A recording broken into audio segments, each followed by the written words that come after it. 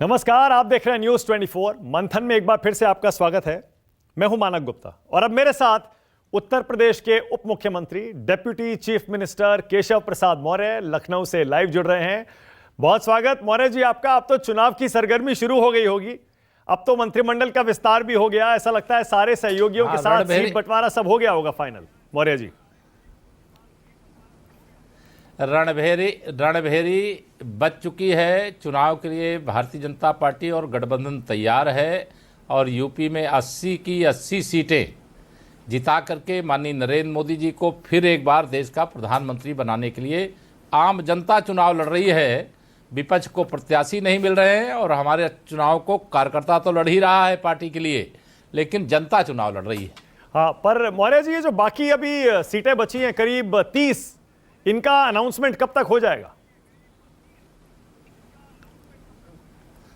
देखिए, केंद्रीय चुनाव समिति की बैठक जब होगी मुझे लगता है उस समय अधिकांश सीटों का ऐलान हो जाएगा और भारतीय जनता पार्टी प्रत्याशी हर लोकसभा सीट पर माननीय प्रधानमंत्री श्री नरेंद्र मोदी जी को मानती है और चुनाव निशान कमल का फूल और जो हमारे गठबंधन दल का निशान होगा वो गठबंधन दल का निशान।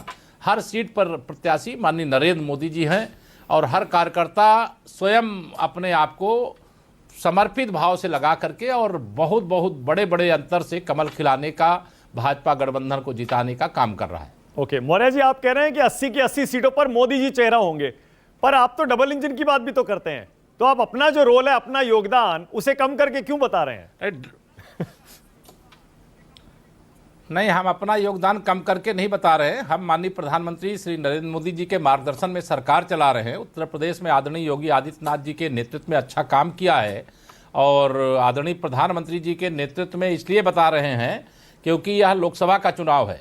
और लोकसभा के चुनाव में पूरी पार्टी, पूरा गठबंधन पूरी ताकत के साथ लग करके कमल खिलाने जा रहा है, भाजपा गठबंधन को जिताने जा रहा है और ये डबल इंजन सरकार की उपलब्धि ही है कि जिसके आधार पर हम 80 की 80 लोकसभा सीटें जीतने का दावा कर रहे हैं। और यह दावा अहंकार नहीं है, बहुत विनम्र भाव से यह विश्वास है जनता के बीच में किए गए काम के आधार पर, माननीय मोदी जी के नाम के आधार पर और गरीबों के लिए, किसानों के लिए, नौजवानों के लिए, महिलाओं के लिए जो काम किया गया है वह ऐतिहासिक है। जो कभी नहीं हुआ वह माननीय प्रधानमंत्री मोदी जी के नेतृत्व में सरकार बनने के बाद हुआ है और वह सबको दिखाई दे रहा है, हमको बताना नहीं पड़ रहा है। इसीलिए सब लोग कमल खिलाने में लगे हुए। ओके।